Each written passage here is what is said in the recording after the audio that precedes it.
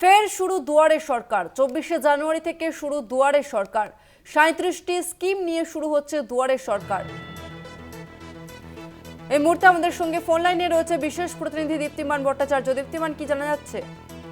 দেখো, যেটা জানা যাচ্ছে সেটা হলো 24 তারিখ থেকে দুয়ারে সরকার শুরু হচ্ছে এবং এটা দুটো ফেজে করা হয়। একটা হচ্ছে অ্যাপ্লিকেশন জমা নেওয়ার, সেই অ্যাপ্লিকেশন থেকে জমা নেওয়া হবে 24 থেকে 1 তারিখ অব্দি, অর্থাৎ 1 ফেব্রুয়ারি পর্যন্ত, এবং 2 তারিখ থেকে 28 ফেব্রুয়ারি পর্যন্ত যেই অ্যাপ্লিকেশন জমা নেওয়া হবে তার রিপ্লাই দেওয়া হবে, অর্থাৎ কোন কাজ কত দূর এগিয়েছে, কি এগিয়েছে, তাদের পরিষেবা দেওয়ার কাজটা শুরু হবে ওই সময় থেকে।